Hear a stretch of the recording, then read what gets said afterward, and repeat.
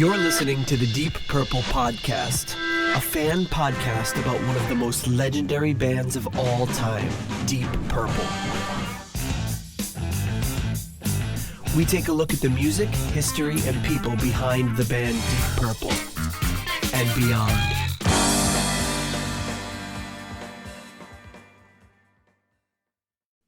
Welcome to the Deep Purple Podcast, the first and only podcast devoted to one of the greatest bands in rock history, Deep Purple. Today's episode is episode number 95, 1968 album Smackdown. And coming to you from the still snowed-in suburbs of Chicago, I'm your host, Nathan Beaudry. And coming to you from the just snowed-in suburbs of Providence, I'm your co-host, John Norista Matola. Norista. That's kind of something that we grew up hearing about, and then obviously I moved to the Midwest and never really heard about it again. And because what do you get? Southwesters, Midwesters, Midwesters. Oh, Midwesterns. We get Midwesterns here. Midwesters. Nor'easter, yeah. It's exclusive to the Northeast area. So we had them in when I lived in New York and Rhode Island, but we don't have them here. We have tornadoes instead, which is pretty worse. Sporadic tornadoes. That does not deserve a laugh. No. Like somebody just lost their roof. Somebody just lost their roof. Oh no, I'm still laughing. I'm an asshole. But you didn't bring up. I thought you were going to be. Well, if it wasn't for the terrible weather and the fact that we've already lost power once during this recording, I thought you were going to call yourself the Big Blue Bug this week. I thought you were going to say I was going to call myself like Power Outage Matola or something like that. In between starting the second time we're recording this. Yes. Yeah, because we freaking power went out like halfway through our intro at my house for about 10 seconds or 30 seconds or whatever. And me and Nate didn't know if the other one was just frozen or if we were just, you didn't know if I was just blankly staring, because apparently I do that enough where you weren't sure. I couldn't tell if it was the I couldn't tell if it was the if we had lag or if my joke just didn't land, because I said something and you were just staring at me, and it was starting to get really awkward, and I was like, no, this must be a power outage. Like, wow, I'm really not funny today. Yeah, I mean, I'm usually for that, but yeah, the Big Blue Bug. No, it is yeah, well, unfortunately the snowstorm here in Rhode Island has eclipsed all other news. Oh my god, even the death of the Big Blue Bug creator. Yes, the creator of the Big Blue Bug. Yes, if you don't know what we're talking about, which you probably won't if you don't live in the general area, but one of the greatest landmarks. Two people will know. Yeah, there's a few. Peter Gardeau and Rich will know, but yeah, there's a Big Blue Bug on the side of it's like an exterminator, right? Company, and it's an exterminating company. And he has a name, Bug right? Solutions. The Big Blue Bug has a name, right? What is it? Oh man, it's got to have a name. I'm a lifelong Rhode Islander, and I don't know all the this Rhode Island trivia. Oh yeah, the name is.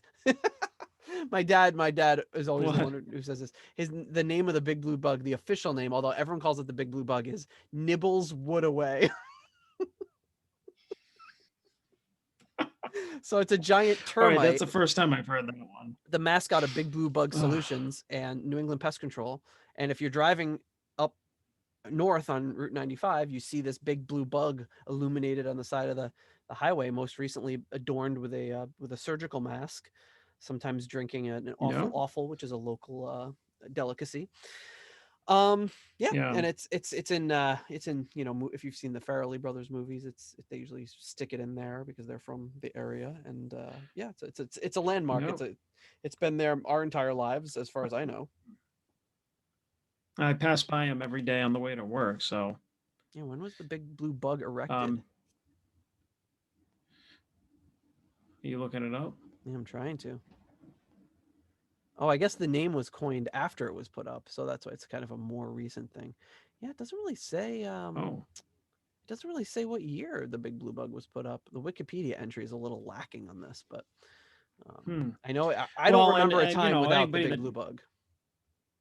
Me neither. I mean, anybody that doesn't live here, like, don't have any misconceptions about it. It's not this, great masterpiece or work of art or anything. It looks like a paper mache It does look like paper bug mache, but that that's seems like, unlikely because yeah, it's been up for it says yeah, it 1980. It's lasted been up so since long. Yeah. 1980. So yeah, I would not have Oh, necessarily remembered not seeing the big blue bug. But yeah, it can't be yeah. paper mache to Between be up there when for I was 41 born and years. then, I don't remember much. Yeah, I don't remember much between when I was born in 1980 anyway, so I'm sure I wouldn't remember the bug. But yeah, I mean, it's definitely it's a landmark. It's one of the things that it was around Christmas. I don't know if they put like the Rudolph nose on it Yeah, oh yeah, sometimes, yeah, yeah. the Santa hat. I think the mask has been like the thing since this past year. Um, one thing that I remember about that though was you mentioned the Farrelly brothers movie. Which one was it in? Something about Mary? It might have been Dumb and Dumber. Was that Yeah, or Dumb and Dumber? I think It it's was Dumb and one of Dumber. Yeah. these. Now I don't know why. I don't know why he agreed to go to this, but I remember that I had like that was the movie, I went with Paul. Yes, I remember this because he hated it. All right, and oh yeah, I think he went just so he could hate the movie and all the Rhode Island references, right? And were you there too? Were you with I us? don't think I was with you but I remember like hearing. Because I remember sometimes hearing the we story from Paul's perspective. all I remember was we were in the theater and everybody was like getting a kick out of like, just the Rhode Island references and like kind of the lowbrow humor. And I mean, Paul was not, he was a fan of like our lowbrow humor, not that, Not that, no. like toilet jokes and like, all that stuff. So it's like, they were showing like it must have been during the opening credits, the driving down the highway, the big blue bug was everything, yay, and he's just like really sarcastic. He goes, yeah, the big blue bug, who gives a shit? He was just like so mad about it. It's like showed his disdain for like every part of the movie, and it was just like, and I'm like, Paul, like I kept being like, come on, man, like enjoy this, and he's like, I will not. It's Yeah, just like he refused to. he's not going to enjoy it. That's just not his thing. I don't know. I don't even know what the thing is, but it's Oh, just not his thing. oh, but it was so funny. Everybody cheered the big blue bug. He's like, yay, Rhode Island. All sarcastic. It's like such a bastard about it. It was great. Oh man, so that's the big blue bug. If you want more information on the big blue bug, we'll put a link in the show notes. You can learn all about how he has giant eyes that look like pepperoni pizzas, and you can learn about George Cardano, the advertising genius who create. I mean, God, I don't know what they paid him to come up with this campaign, but 41 years of free advertising and turning it into like an actual like landmark for the state. I think that was money well spent. Nibbles wood away.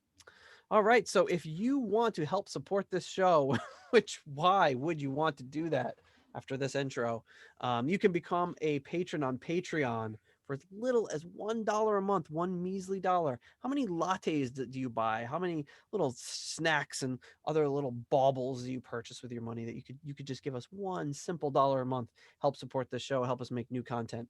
You can also donate on PayPal, and you can leave us a 5-star review on Apple Podcasts. We love getting those, and it helps new people discover the show. So, for all of our wonderful patrons out there, coming in at the $20 Shades of Deep Pockets tier, we have Ryan M. and Gerald Kelly. The $15 Highball Shooter tier, we have Alan Ain't Too Proud to Beg.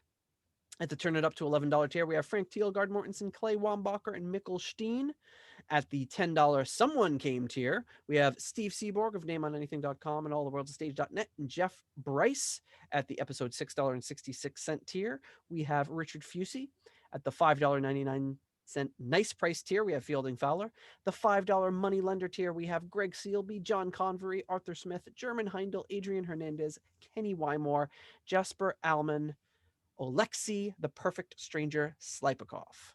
At the $3 Nobody's Perfect tier, Peter Gardot, Ian DeRosier, Mark Roback, Anton Glaving, Will Porter, and Andrew Meyer. And at the $1 made-up name tier, Els Murders, Spacey Noodles, The Beastly Leaky Mausoleum, Michael Vader, Stephen Somerville, The Concerto 1999 Fanatic, Raf Calf, and Heyo James Hey-o! North.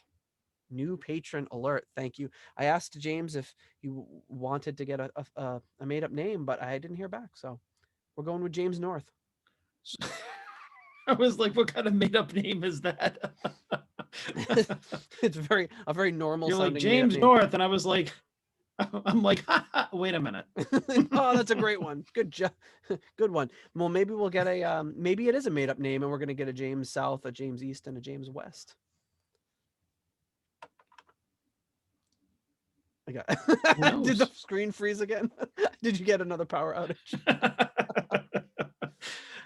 If we do, just like if you're talking, just keep going without me, and we'll edit. Yeah, I'll just do it in. I'll just do the remaining 45 minutes of this show. Thanks to our brothers at the Deep Dive with me Podcast like on Network. freeze like this. Sabbath Bloody Podcast, Skinner Oh. Reconsidered, T-Bone's Prime Cuts, In the Lap of the Pods, and the Magician's Podcast. And also an extra special thanks to Jorg Planer for all his support of the show. You can buy our stuff on our Etsy store, like the fine hoodie that's behind me. After advertising it on the show, Peter Gardot just had to have one, and it's been dropped in the mail. Hopefully he'll be getting it soon and wearing it with a Dymo label stuck to it that says Pete. And then, yeah, we've got t-shirts. I'm not wearing one right now, but I am wearing a T-Bone's Prime Cuts shirt. Very nice on the other side. Speaking of T-Bone's Prime Cuts, we have another 5-star review on Apple Podcast from TBPC. Who could that be? Great content, even better atmosphere is the title. They talk to each other, yet somehow I always feel part of the conversation. Love learning more about DP and the family of bands, but it's the fun atmosphere that draws you in. Thank you, TBPC. We appreciate the 5 stars. 5 stars for the show and 1 star for our sound effects.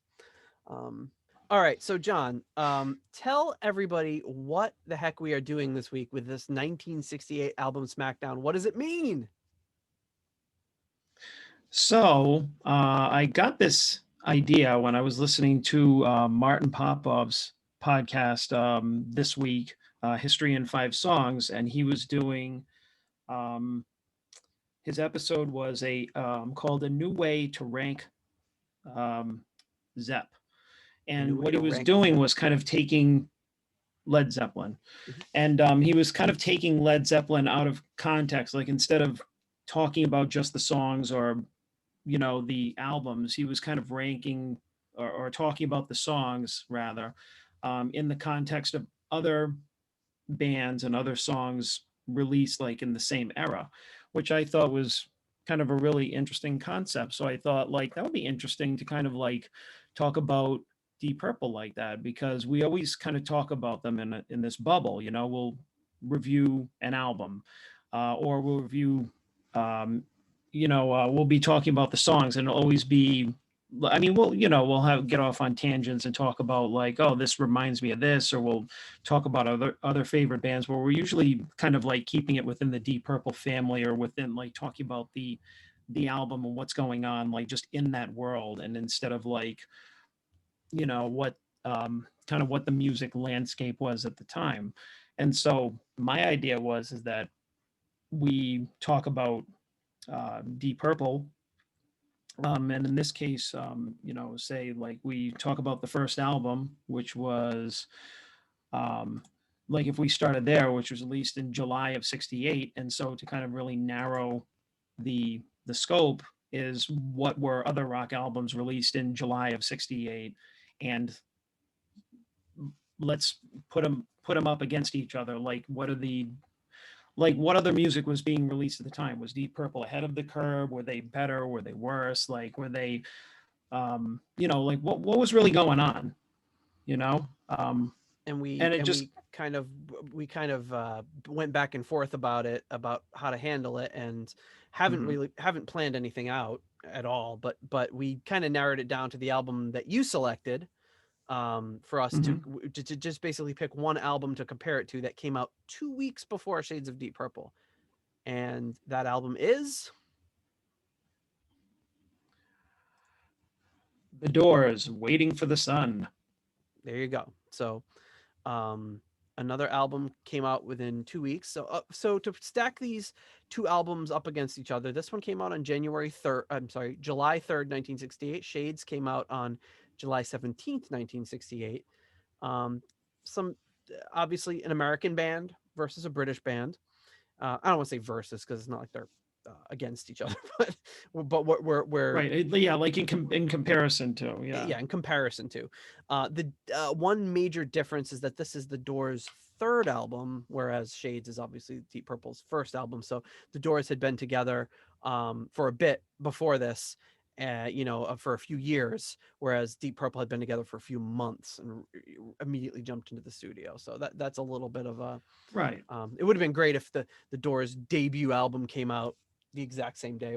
To stack a debut album against another one, but so in some You ways know, you when could I was almost looking compare at this some of the to other, you could almost compare this to yeah. the Deep Purple album as being a third more kind of well established album too. But Well, when I was looking at some other albums, like in the catalog in the 70s, it happened that some of those like a third album or a fourth album would like coincide with like Machine Head or Who Do We Think We Are, which was actually kind of cool. But I mean, it's really, I mean, we don't want to get too cerebral with it or anything, like, you know, as like, oh, you know, it's just like this. Deep Purple didn't have a chance to, like, you know, sound this way or that way, and the Doors are more polished because blah blah blah. You know, it's really not about that. It's just, you know, really about comparing and contrasting two albums that came out in the world at the same time. Like, these two bands were both making music in at this time in 1968. So like, it's just be interesting to hear like the similarities and the differences, and just kind of talk about them outside of the just bubble of Deep Purple and the Deep Purple family, because as far as I know, there isn't really much connecting these two bands. no, no, not at all. Virtually nothing, or maybe completely nothing. You've got on the Deep Purple album tends to be songs on the longer side, and on this on the you've got 7 tracks, and then on the Doors album you've got 11 tracks, all a lot of them 2 minutes, 2.5 minutes long, just cracking 3 minutes. The Mhm. longest song is about 4.5 minutes. But very different style, and I'm sure a lot of people listening are already familiar with the Doors. You can see I've got my Doors. I've got a copy of Waiting for the Sun back there. It's my dad's album, and that I got from him with all of his record albums. That being said, I've never been a huge Doors fan. Don't know much about the Doors. I have spun some of his albums from time to time, just to check them out, but I've never been a big fan. Don't know much about the Doors. But we're gonna, scanning through some of these songs earlier, I was just like, oh, yeah, all of these songs sound very familiar to me, but I've never really, it's never been a go-to band for me or a go-to album. So, yeah, we just No, wanted to same, same. kind of see what some of the differences are in songwriting, production, performances, things like that. So yeah, should we?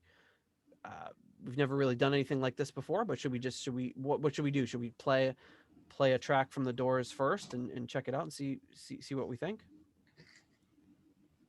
Um, yeah, yeah. I mean, we could just like, you know, we can go through, you know, some of the songs. We could like, you know, play a couple of songs or a couple of clips or, you know, whatever. We don't, you know, we're not gonna play the whole album. Um, but you know, just to kind of get impressions of, you know, the music and everything, because just like you, I mean, I know the hits. Mm-hmm. Um, you know, I mean, I've watched the movie, which came out in which came out in the 90s. I know you like hugely stylized, probably not a lot of it true. Um, you know, read some stuff in magazines. I mean, I have basic knowledge, you know, probably kind of like you do. So I think that just makes it more interesting, you know, that we're not like deep diving really into them, or we never have. Well, the album starts off with a song very well known to just about everybody, and that song is "Hello, I Love You."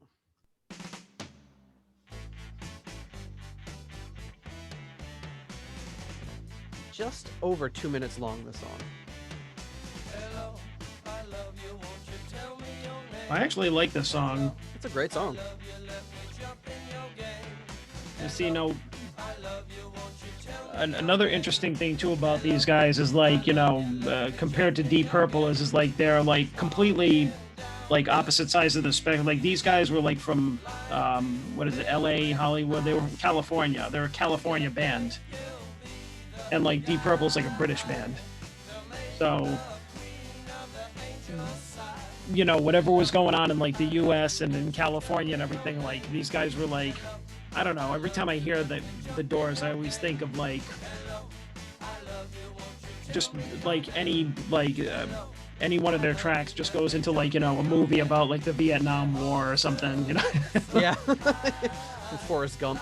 But if you listen to this song, the panning on it, you've got the organ hard pan to the left speaker, the guitar hard pan to the right. So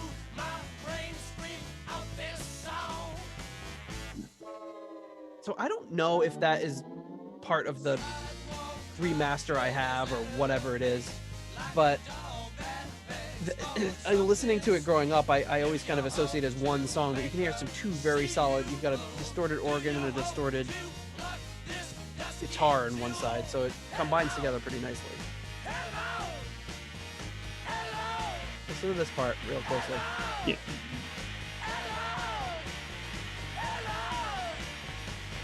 I think there's a Deep Purple connection here.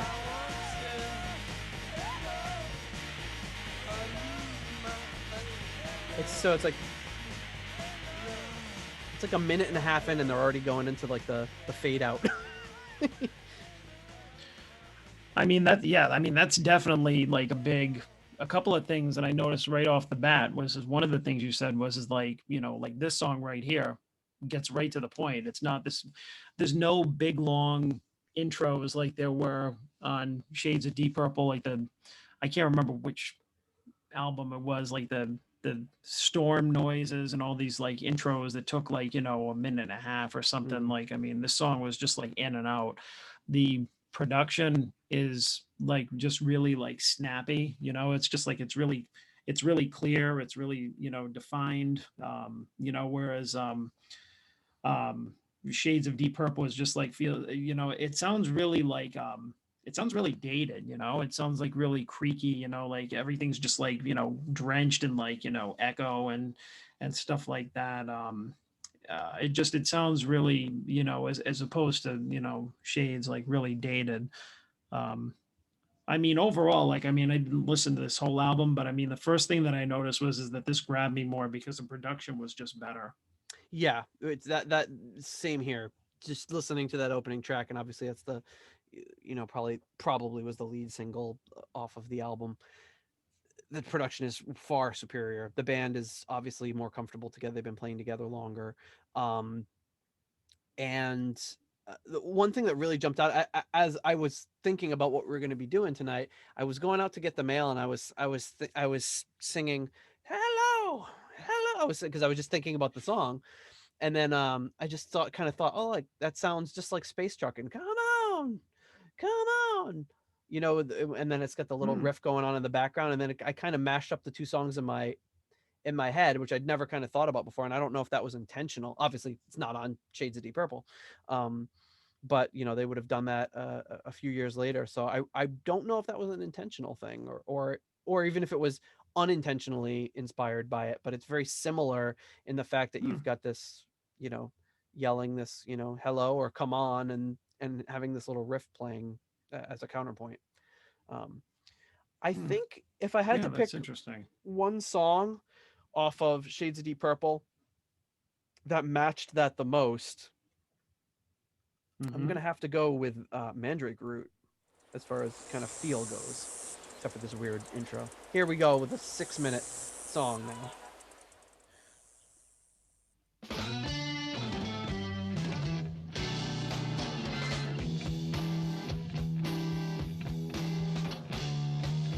But the production's much muddier sounding.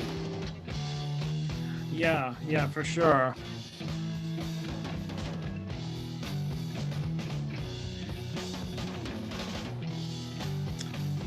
Paice's drums sound a little bit more boxed in, maybe.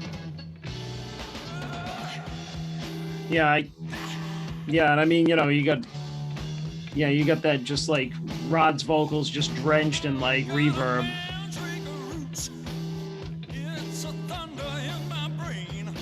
And I don't think Rod But I is mean, that's something that I even. I don't think he's terribly different than Jim Morrison as far as like his style. Well, that's what I was gonna say too. Is like when I listened to the first couple of songs on the Doors album, I immediately thought to myself like I could hear Rod singing this stuff. Like if he just walked into like a Doors session and like sang with them, it's just like, I mean, they really have similar vocal styles. And I mean, we all know how we feel about Rod. I mean, we love his singing, it's like, but I mean, he's a different vocalist too, other than like, Jim Morrison was a poet. The whole thing was like made of him being like, very, very poetic, very out there, very like, LA psychedelic, that's not this music at all. Deep Purple. Speaking of being a poet, I thought it was interesting on the inside of this album. It's got it's very odd because it's album's actually in really good shape.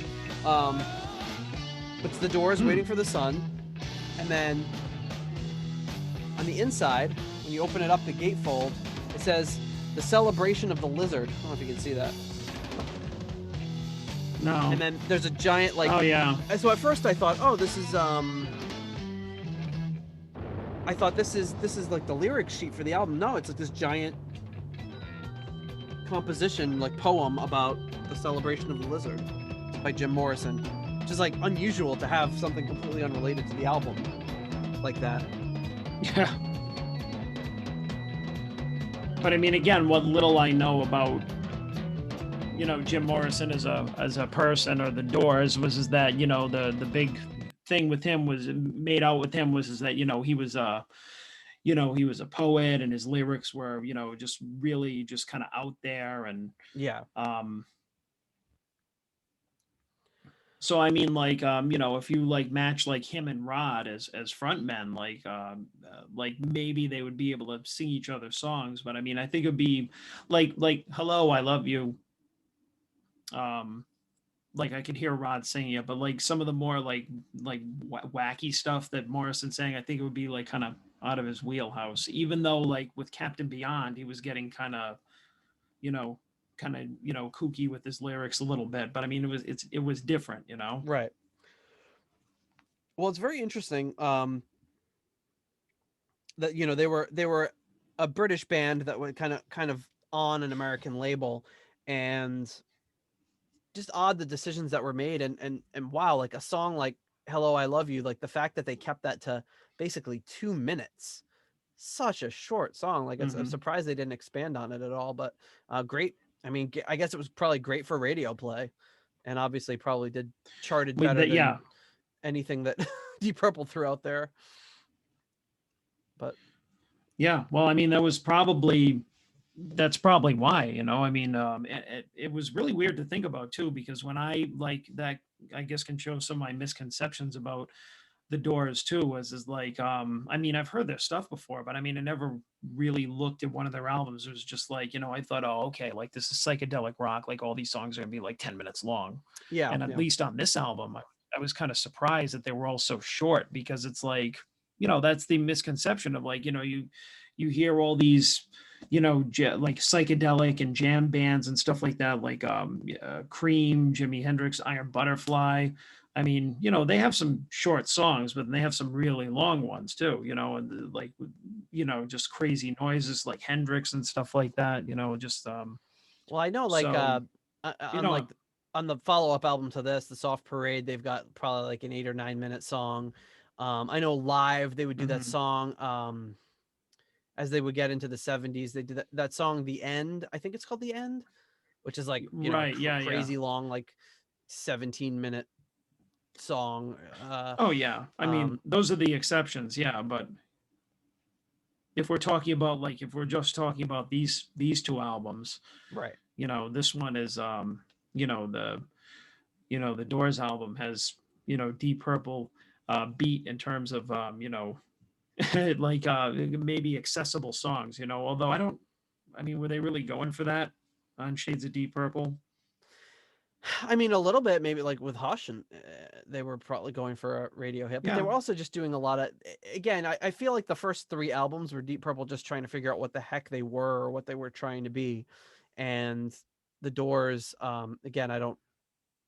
Here I am talking about the Doors, who I don't really know much about, but they've got their first album coming out in '67. They'd been around for a couple years. Um, I think they had a little more time to refine what they were doing, and seemed to have a lot more um, originals. And unlike, uh, oh yeah, the end is actually on their first album, and that's an 11-minute song. Wow, Okay. it was on their first album. So I think I'm familiar with like the live version that I've probably seen or heard from them. Um, Yeah. but yeah, my dad had the Doors, Strange Days, and Waiting for the Sun. I don't know if he had any other ones. Um, but yeah, so they were trying to they had been together for a while, had refined things, and just looking through their discography, I'm seeing they also didn't seem to throw in any real covers. Like right off the Right. bat, they seem to Right. be You were hitting it with saying all that. originals, which is awesome. Because like we've talked a lot in the show about kind of a lot of most of the time, especially in those days, covers just kind of took you out of the experience. Um, Hmm. Yeah. And I mean, I know that like, and I mean, I can't remember our original discussions why Deep Purple was doing so many covers on their first albums or first couple of albums anyway. Like, did we ever discuss that? Did we ever like kind well, of I have a think I reason think it why they're it trying came to from get a them hit just or just being well. We've always known that Ritchie was always kind of the guy who's like, hey, if I like a song, I want to do it, and kind of caused him to leave right? the band the first time he left. Um, so I think that's part of it, but also I think when you start off as a new band, you start playing around with a bunch of musicians you just first meet, and what do? You play songs that you all know and all have in common. You've Hmm. especially for Deep Purple, they'd probably been together for what 3 months when they were in the studio to record their first album. It's true. Probably Yeah. just didn't have the material. They had played out a bunch, and they said, okay, well Hmm. we messed around with this, uh, you know, we messed we got the Hush cover, the Hey Joe cover. We've got uh what is it? The version of Help that we did to kind of play around with that song and do it from a Hmm. different perspective. And then they wrote a few songs and put it together. So I think Right. that's kind of where that comes from. But yeah, I mean, looking at who produced this album, trying to look who the producer was for. What, the Doors? Yeah. S- Paul A. Rothschild. Oh, there you go. Oh, it sounds like a rich person. Prominent record producer for the 60s and 70s, widely known for his historic work with the Doors, producing Janis Joplin's final album Pearl and Paul Butterfield Blues Band. So there you go, Paul A. Rothschild. Yeah. Um, So I mean, yeah, there wasn't really, this wasn't just like, Deep Purple's first album, no really kind of, a notable, producer, engineer involved with them at least right away or past this time. well, but funny, Although I feel that this guy, the funny thing is hmm, Deep Purple had Derek Lawrence, who was like a, a kind of uh, a guy who worked with Joe Meek, so he had kind of some clout behind him, yeah, but probably wasn't maybe the Joe Meek level, but um, yeah, I mean, right, but not like what like a legendary producer name, yeah, it seems like like you figure by like maybe the Doors third album or something, you'd hear like Eddie Kramer or something like that. That was you know what I mean, like a well known or more well known name. and it looks like they stuck with Rothschild through through until the early '70s. Oh, okay. But then they actually released. It looks like they released a couple albums without Jim Morrison after he passed away. But well, Oh, you interesting. know what? I forgot about that. I never knew Yeah, I about that feel like until I just did now. know some of that stuff too. Yeah, I mean I think I went like, dove into the Doors like a little bit, but more about their their history or whatever. And I just thought it was like, I think maybe when the movie came out in like whenever it was 90, 91, whatever, with Val Kilmer, it was like this whole thing, you know, it was like, it was really interesting, even if you weren't into him. And so, you know, I went into one of these things where I was like reading about him, whatever, and kind of like fascinated by the fact that, like, you know, he was kind of like the star, you know, he was like the mythical, you know, presence of the band, you know, the one, the focus. And then when he died, they made another album without him. And I was always like, I always thought that kind of stuff was fascinating, that if like, like if a band like had went on and like done something else without the original guy, like it was just like, whoa, I wonder what that's like. That's really weird, you know, or that's like, I never knew that. Like, so it's kind of like our episode last week, Born Again. It was like you have all the original members that started Black Sabbath, and Mhm. then Ian Gillan, Yep. you know, which I think was one of the reasons that I was so fascinated with it. So it's just kind of like, wow, it's just like the three, this one is like, the three guys from the Doors, and that's it. Or like even like something like when Rod did the new Deep Purple, you know, it was just like, oh, there's Rod, you know, and like some other people. Yeah. You know, and I don't know, it's just like it's just kind of like part of like a band's history that's just kind of like, you know, the fringe history or whatever. And it's just, I don't know, it's kind of interesting I think that's why sometimes, we're you so know. interested in doing this show, is because there's so much history there. Some bands have a lot less of it, like the Doors, who, you know, I'm sure would have gone on to do a ton more stuff, but you know, they had a pretty amazing amount of output for a band that was only around for such a short time. Um, Hmm. but yeah, I think getting into the sounds of the songs and stuff, it's pretty it's pretty amazing. Let's listen to another one here. We got the next song up on the album is called Love Street.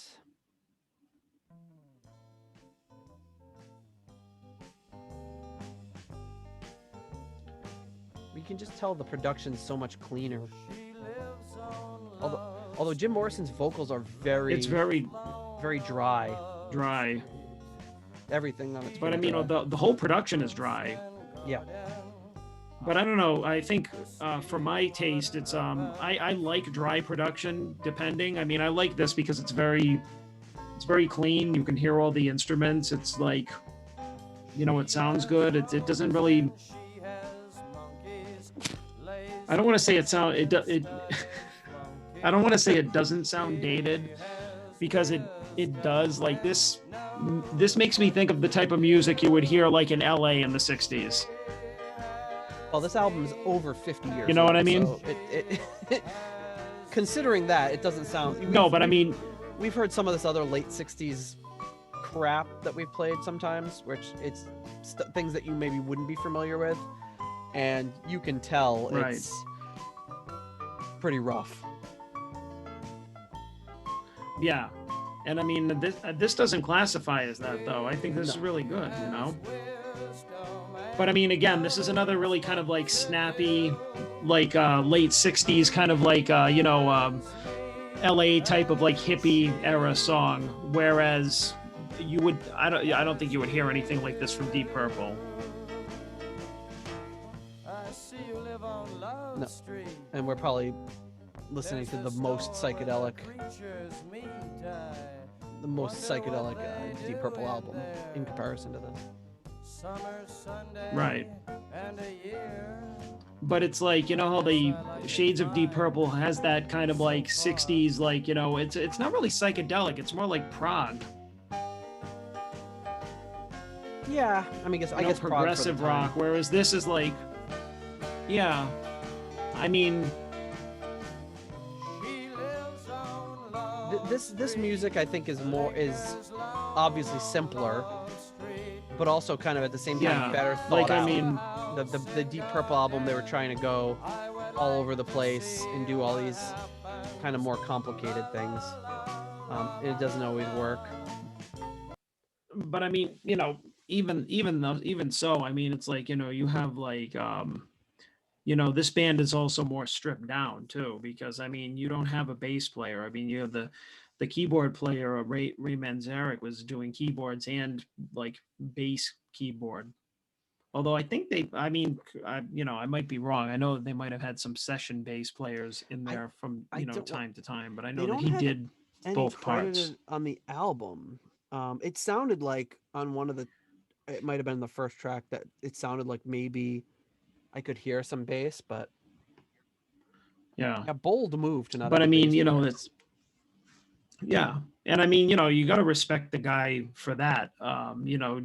Handling it, essentially two parts. But I mean, he's definitely no John Lord, No, no, he's much. and I mean that Who is though? like they're different. Well, they're different players, but John Lord is definitely like more, I would say, like more musical, I think. Mhm. Like he definitely a lot more complex. Like, I mean, I don't know anything about Ray Manzarek, but I don't know that he would be able to write a concerto. It would have been a very different I'm just, concerto. I'm just guessing. So I mean, we probably don't have to. Let's play. Let's try. We've everyone's heard Hush a million times, so let's try stacking that one up against One More Rainy Day, which has the distinction of a very interesting distinction in the Deep Purple um, canon, in that it was written by Lord and Evans, which Lord doesn't have a ton of like solo writing credits like that.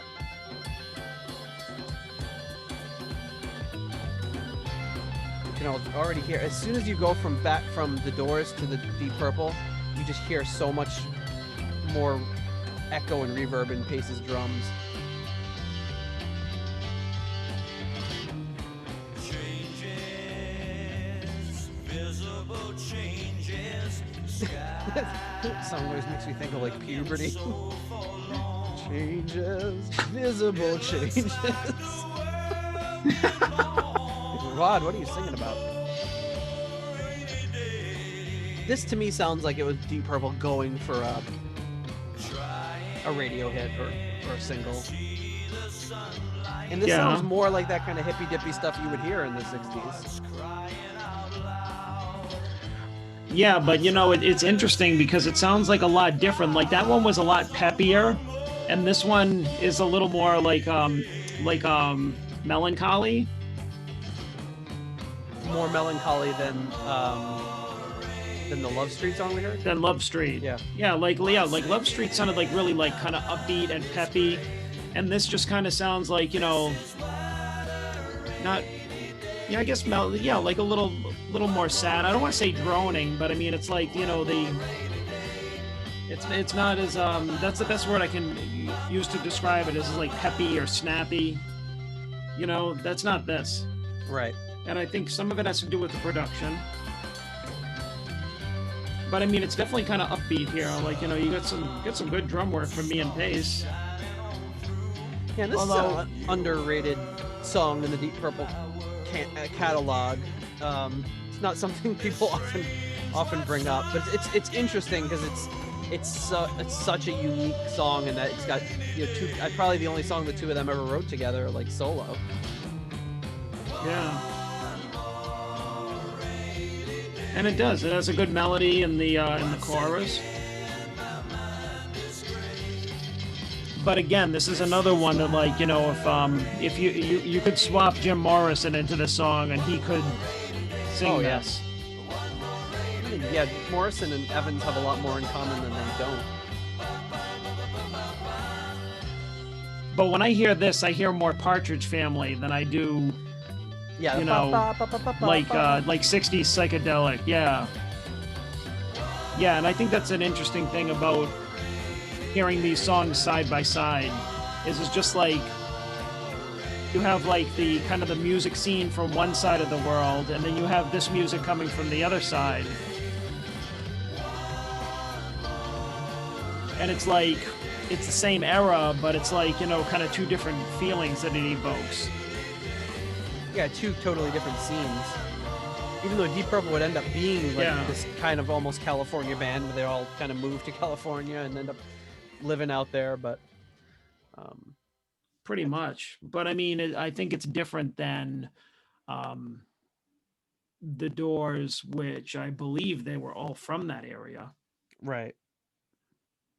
So it Um, says here that so there's two songs with bass. The Unknown Soldier, Kerry Magnus plays bass, and on Spanish Caravan, Leroy Vinegar. That's a funny name. Leroy Vinegar. now that could be in the made up Vinegar. name tier. Yeah, just That could be in the made up name James tier. North, you still have time to tell us if you want to change your name to Leroy Vinegar. Leroy Vinegar. Leroy. What's his middle name? Balsamic? Ayo. Oh, So, maybe right. maybe we should check out one of these songs that have a bass player. Spanish Caravan's a good one. Let's listen to Spanish Caravan. Very hard pan, like there's nothing in my radio right now. And if you're listening to this, it might be your left ear, because I know sometimes when I listen back to this, I'm always on the opposite side that I'm what I'm talking about, so I don't know why that happens.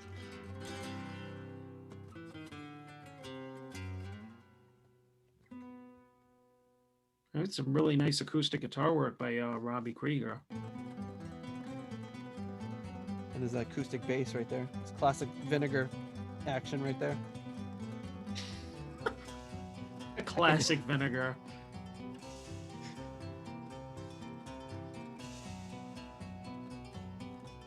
This actually makes me think of like a Tony Iommi instrumental. Yeah. A little bit, you know, something from like Master Reality or Yep. Sabotage. Carry me, caravan, take me away. And that's where the comparison ends. Yes. This does not sound like Ozzy. I'm not drawing a lot of Ozzy comparisons. With fields full of grain, I have to see you again and again. But the production is just really solid. Caravan, yes, I know you. And it could be just because we don't start to see really top-notch production on Purple albums until arguably In Rock, but maybe even later. In Rock is even a little bit, as Machine great as it Head, is, it's a little Fireball. boxy. Yeah. Yeah. I mean, it's got a really distorted, overdriven sound that I love, but it's still, dated production, yeah. It sounds like it could be like a, something like one of those kind of fugue-esque things that John Lord would throw in. Yeah, definitely. This part here.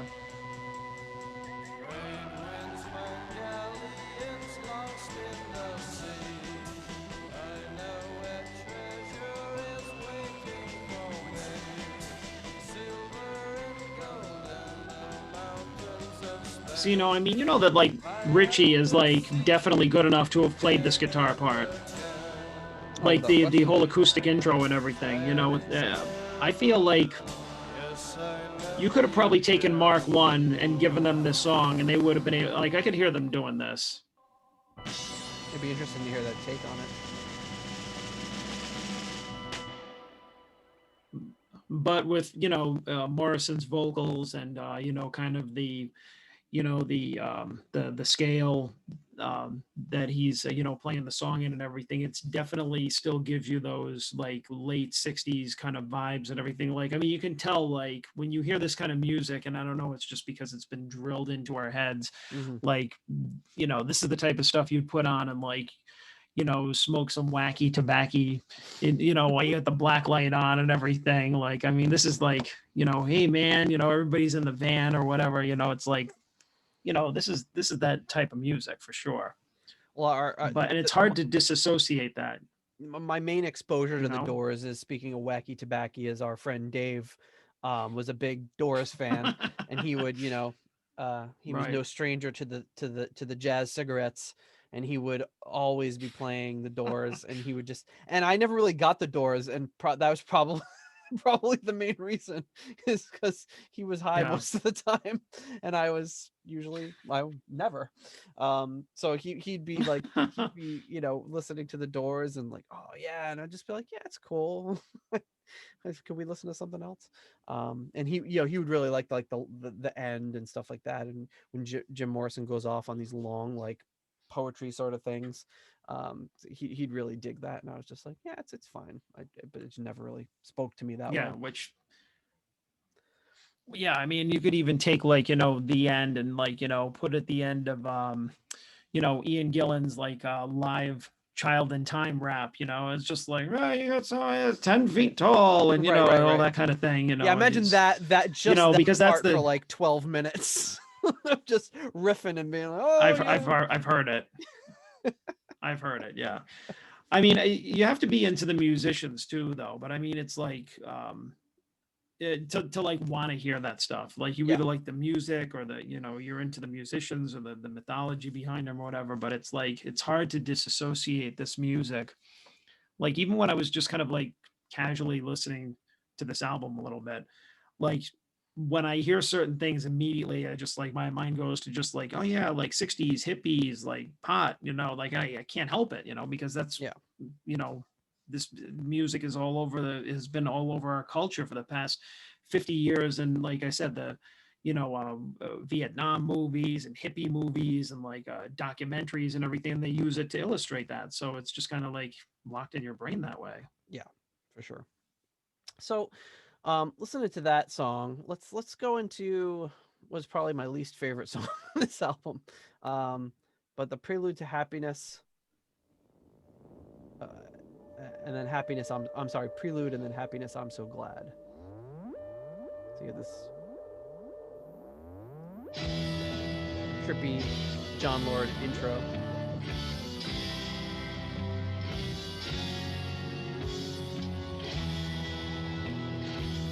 I think it's mostly the balance between the instruments on this. Even though they did like that hard panning on the Doors album with the organ in one and the guitar in the other, things seemed a little bit more separate.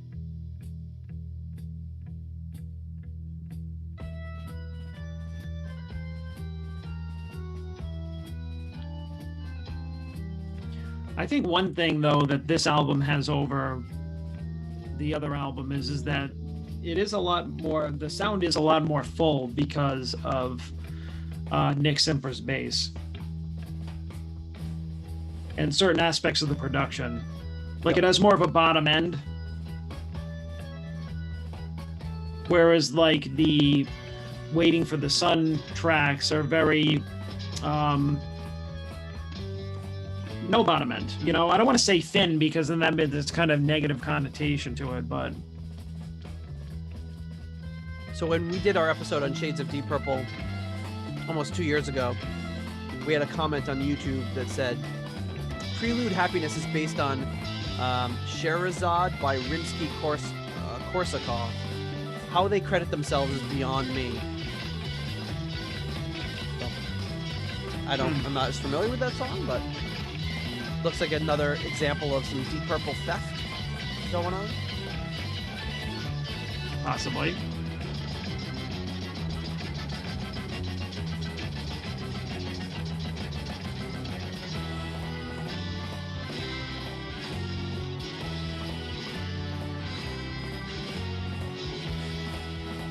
So you've got a similar thing here where you start with this instrumental intro, go into some vocals, but it's obviously a much more lengthy instrumental. Yeah. And I mean, you know, it's you can definitely hear like just like the other song, an exotic scale. I don't know, maybe it's not exotic, but it's very grandiose sounding.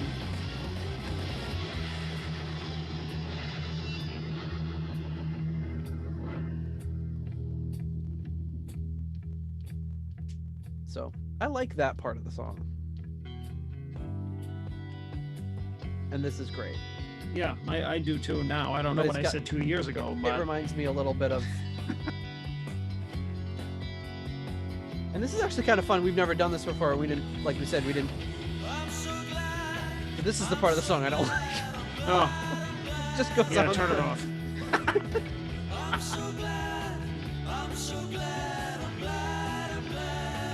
So yeah, it just does that for another 5 minutes, essentially. Anyway,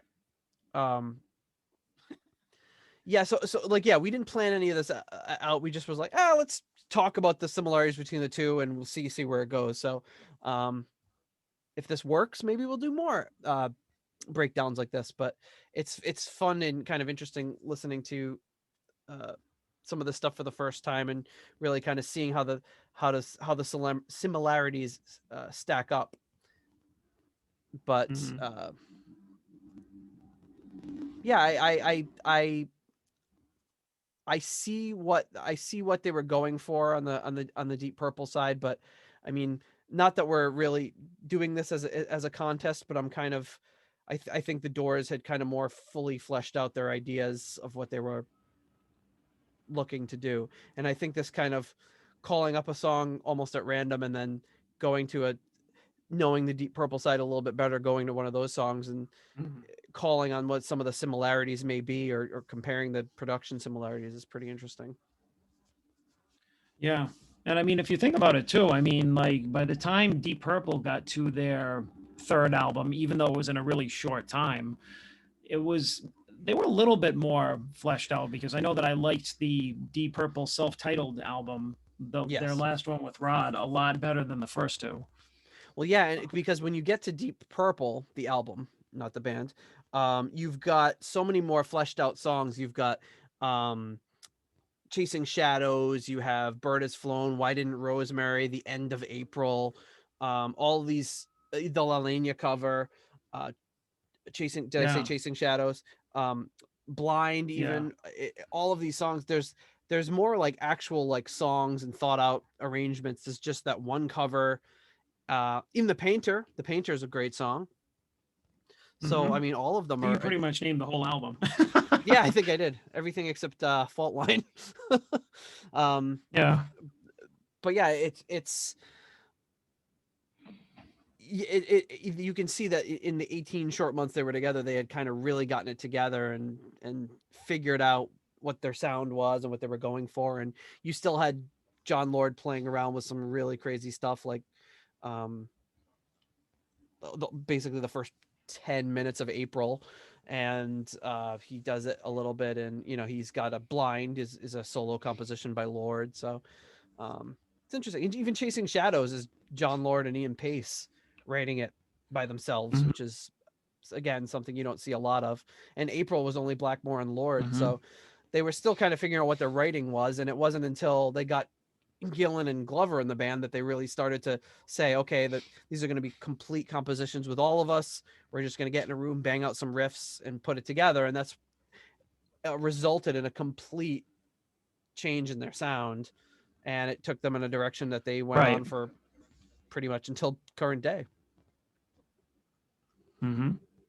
So yeah, and if you're listening to the audio podcast, you're still listening to Rod saying he's so glad. If you're on YouTube, you're being spared. He's glad. So what are we? Oh yeah, next? we know it. What other? I mean, the only other songs that really jump off to me on this album are "The Unknown Soldier" and "5 to 1." So maybe we should play one of those and see where it takes us. Let's try "The Unknown Soldier" because that's Yeah, that one is pretty interesting stuff in it. All right, so here we go. "Unknown Soldier." Wait until the war is over and we're both a little older. You were talking about drinking wine. I'm drinking a beer. Maybe we should have just smoked some doobies before we recorded this episode. Television, children fed, unborn living dead. Bullet strikes the helmet's head. You can hear the bass on this one by the renowned Kerry Magnus. Oh, okay. See, and this is another thing too, is like the lyrical theme is just like definitely like centered on like the war. Yeah. And then even the middle part here. Yeah, it's like a early version of the wall. But I mean, you know, they're obviously trying to make a political statement.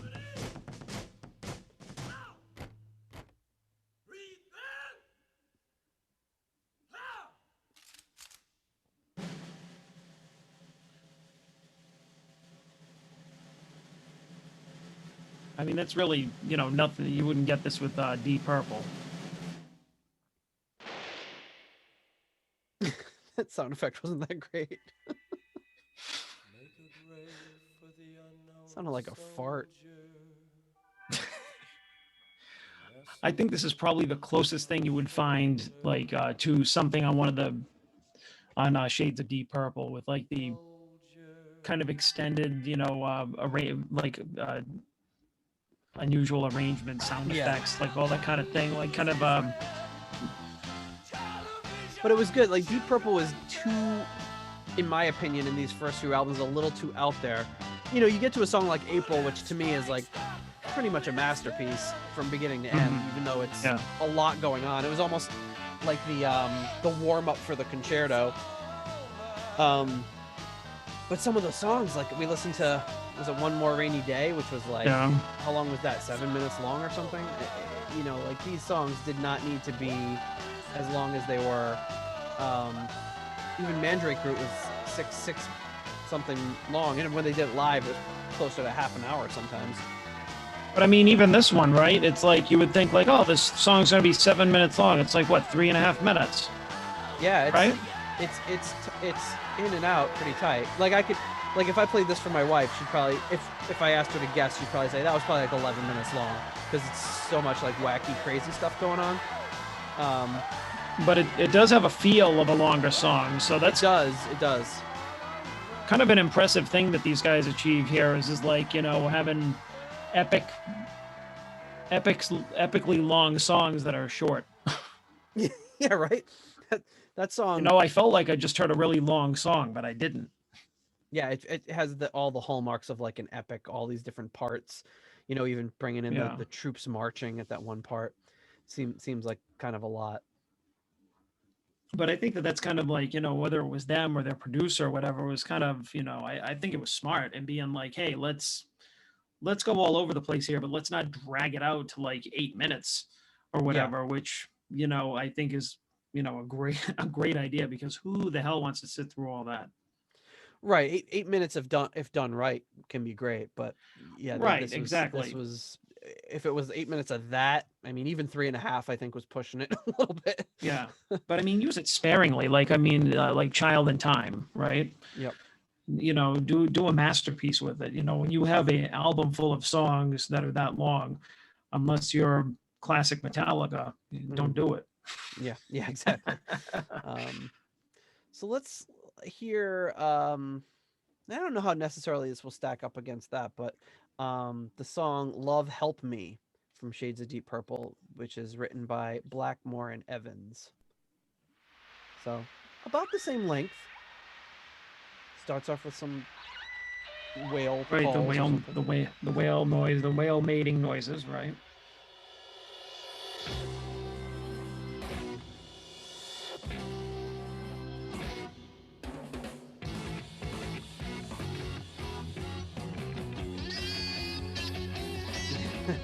Some classic early Blackmore. Not quite Book of Taliesin level, but.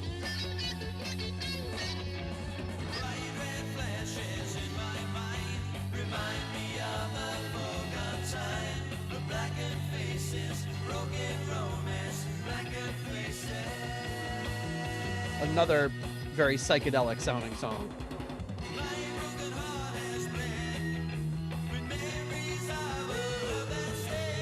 I mean, there's even wee in the background. Yeah, I was gonna say, I don't know if I had noticed that before, but that's really, I don't know if I ever noticed that before. But it's very, like, you know, upbeat.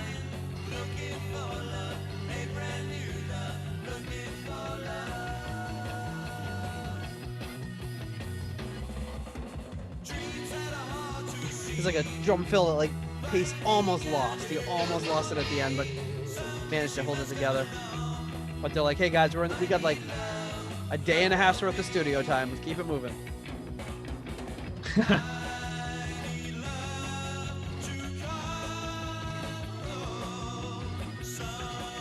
Yeah, these two songs like definitely don't go together. No. Nope.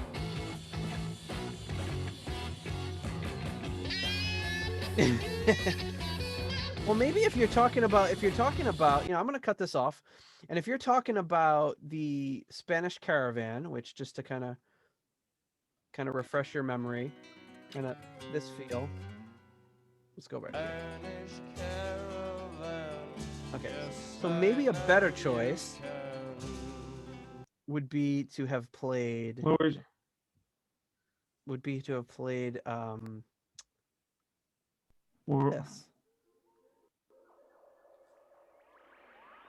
We're also listening to The Unknown Soldier just now, not the Spanish Caravan.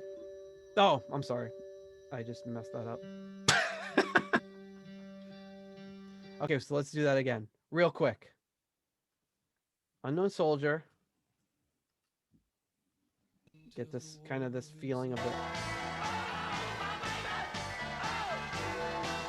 Okay.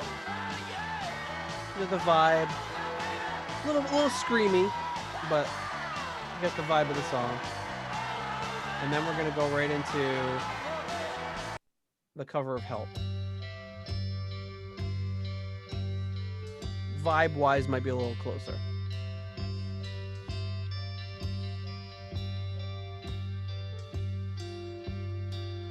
Yeah, I think most of the song. And something we didn't talk about is I wonder how much it cost to do the cover of Waiting for the Sun. Yeah, the photo shoot. I don't know if there's any information. Let me see if there's any information on Wikipedia with the album cover. Nope. So it probably costs significantly less than the Deep Purple album cover, and looks maybe better. Yeah, I think it's definitely. I mean, you got two albums with like just band photos on them, but you know, for my money, I kind of like the other one better. The Doors one. It's cool. It looks. I mean, it looks like they must have done it at sunrise or sunset. You can see And I mean, I get the shades of Deep Purple. You know, I mean, it's purple background, and although I keep what like costs the real I don't money know is if the purple background. Oh yeah. Like I'm looking at John Lord, and I don't know if I had said this before, but it looks like he just like does not fit in that shirt. Like it looks like it's too small for him. You know, my mom made a shirt for my dad, like a button-up shirt with a collar and everything. Didn't have the frills like that, but it was one of those things where it was like, it looked like it was amazingly well done. I don't even know how she did it, but it looked, you know, you could tell it wasn't store-bought. It was really interesting. Kind of a similar feel to it. But anyway, they give you. I think we'll do one more here. We've got the last, unless you have any others, but the last one that I kind of really know or think about from this album is a 5-1, the last song on the second album, or the last song on the second side. So let's check this one out. 5-1.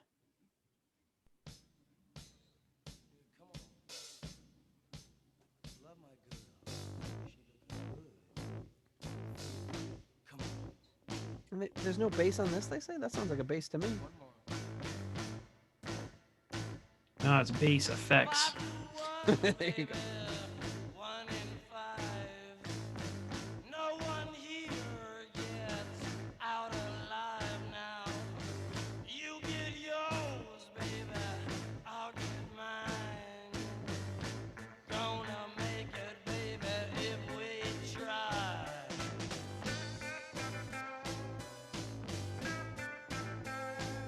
That keyboard in left channel sounds like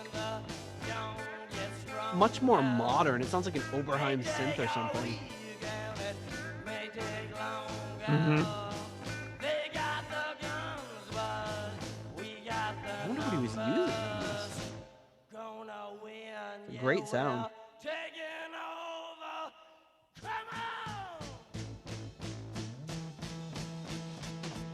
Definitely a bass.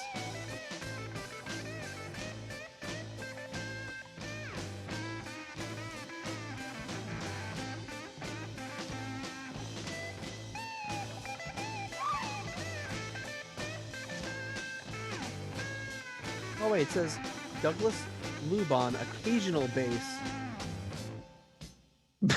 Occasional bass. They really got to figure out their bass. Okay. Why didn't they just have a bassist? You got all these people filling in. Shadows of the evening crawl across the hills. Yeah, walk across the floor with a flower in your hand, trying to tell me no one understands. Trading your hours for a handful of dimes. Gonna make it, baby, in our prime. Come together one more time. So this is interesting. So during the reunion of the original lineup, the Doors,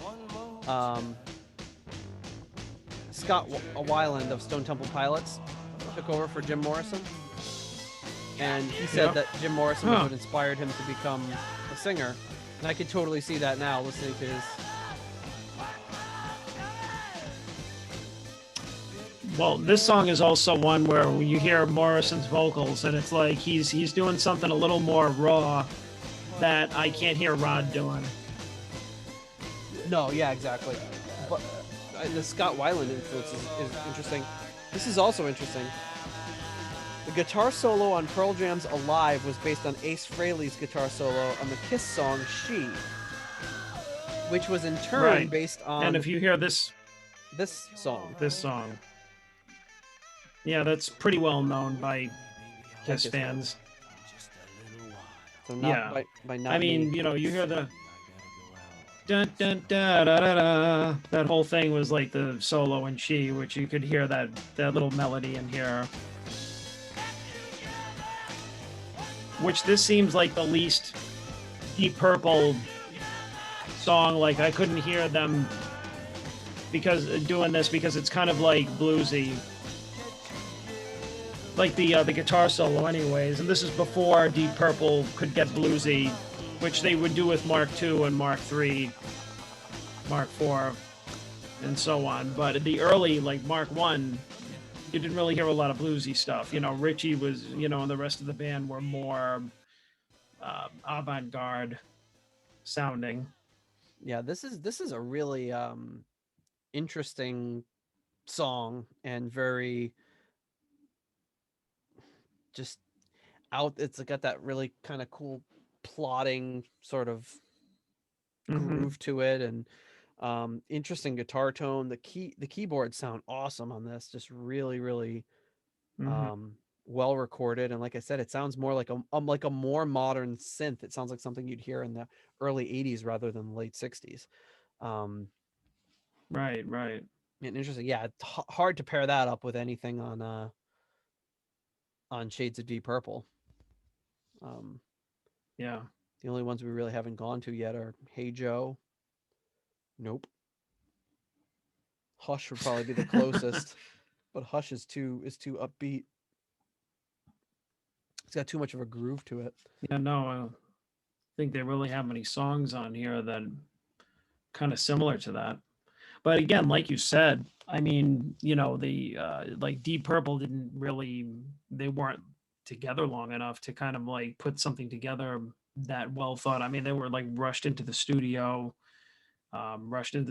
again later on.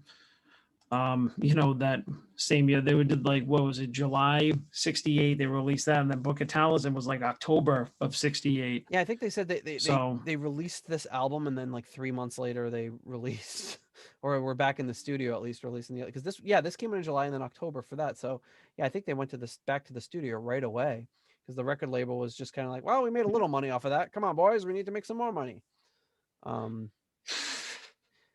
It's interesting. I didn't know. I did not know Pearl Jam's Alive was based on, or the guitar solo, and it was based on the Kiss song She. Um, I I would never yeah, think so of Pearl Jam as being everybody, influenced by Kiss. yeah.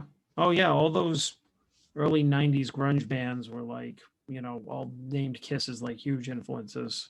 Which must I have pissed you remember off so being much because you particularly hated pissed all off. those bands so much. I used to get so mad about it.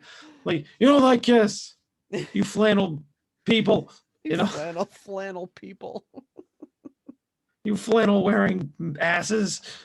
wearing your thermal shirts underneath your t-shirts.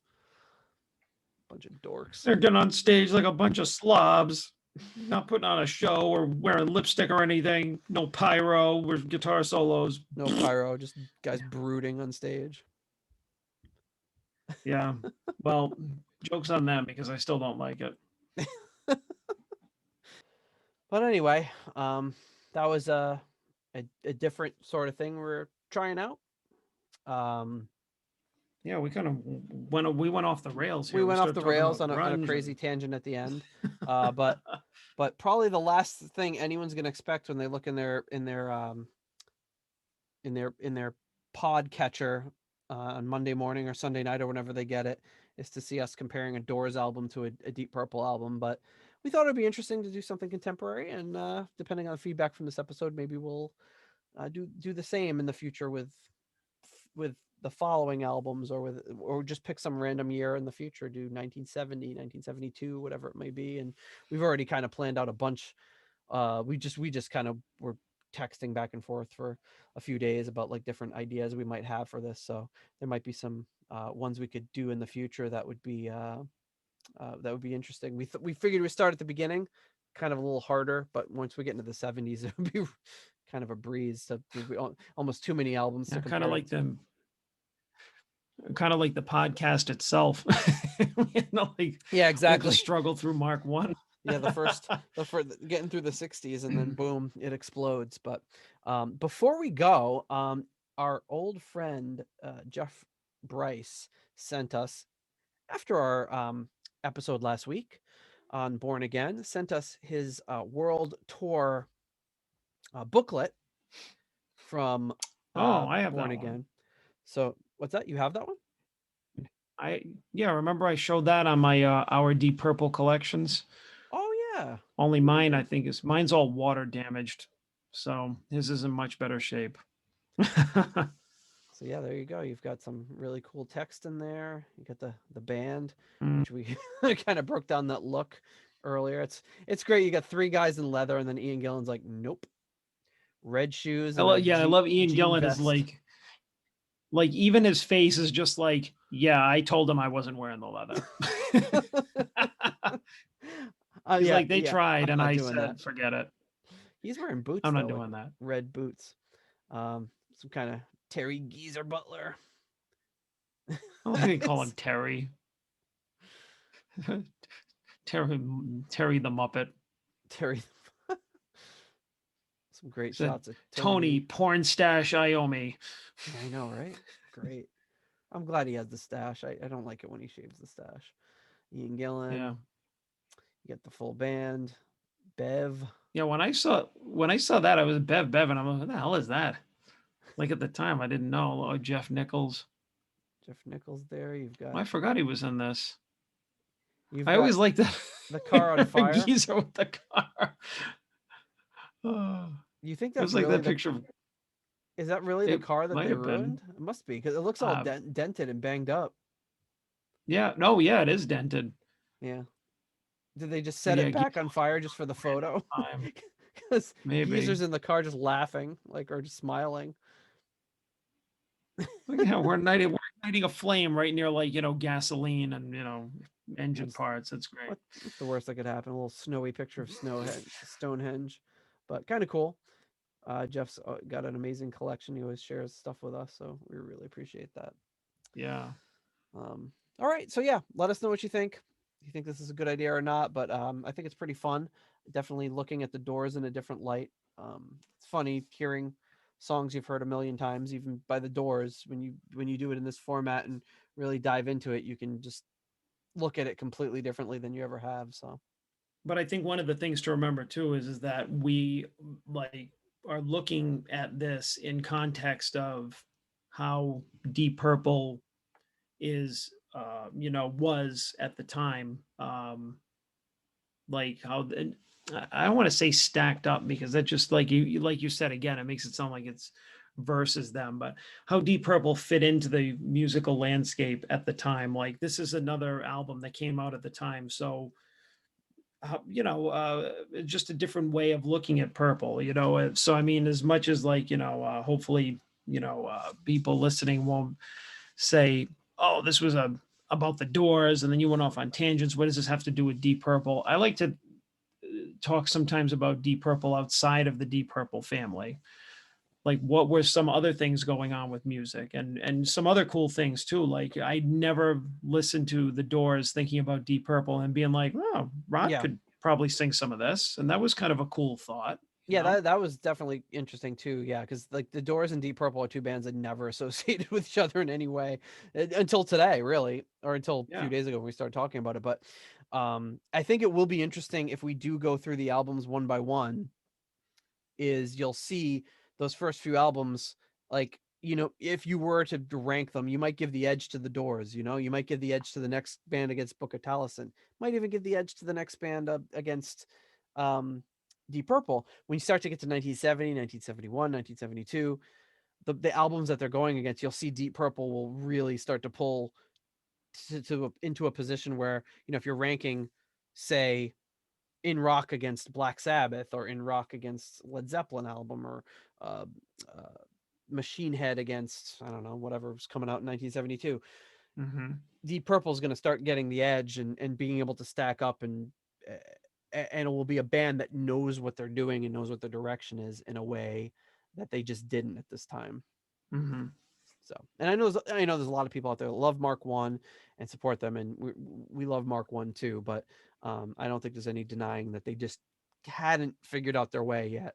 And they were, by Deep Purple, they really were on the path where they knew kind of what they were trying to do.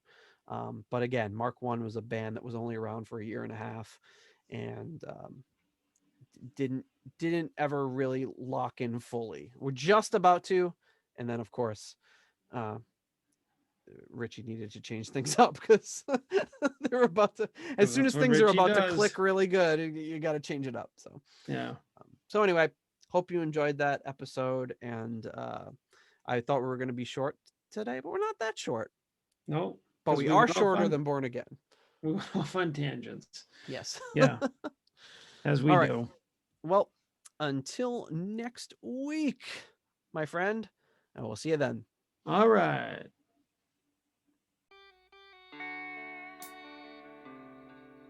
Thank you for listening to the Deep Purple podcast. If you like what you hear and would like more episodes in the future, please donate on Patreon to support the show. You can also give us a rating on iTunes to help new people discover the show. You can follow us on YouTube, Instagram, Twitter, and Facebook for show updates. See deeppurplepodcast.com for more details. Thank you for listening.